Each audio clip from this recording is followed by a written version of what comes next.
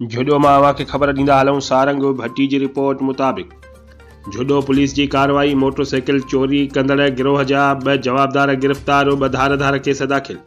झुडो police माड़पीरीअ मां motorcycle चोरी कंदड़ बदनाम ज़माना चाबी चोर इरफान अली आराइन खे गिरफ़्तार कढे झुडो थाणे ते माजिद अली होत जी फ़रियाद ते केस दाख़िल करे छॾियो आहे।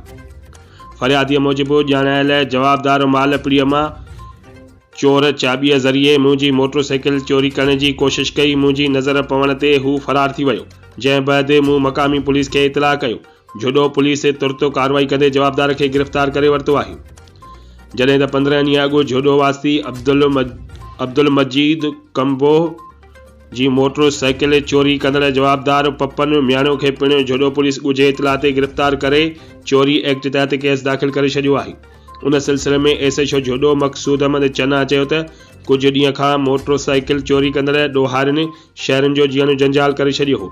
शहर में मोटरसाइकिल चोरी कंदड़ ॾोहारनि ख़िलाफ़ ऑपरेशन जारी आहे। मुलविस जवाबदारनि ख़िलाफ़ कार्रवाई कई वेंदी। वाज़िह रहे त झुडो में मोटरसाइकिल चोरी कंदड़ गिरोह जे मुख्य जवाबदारनि खे आज़ाद करण लाइ कुझु बासरनि पारां मक़ामी पुलिस ते दबाव विधो वियो, पर एसएचओ झुडो मक़सूद अहमद चन्ना रियासती कानून जी रिट खे बहाल रखंदे जवाबदारनि ख़िलाफ़ कानून मूजिबि केस दाख़िल करे छॾियो आहे।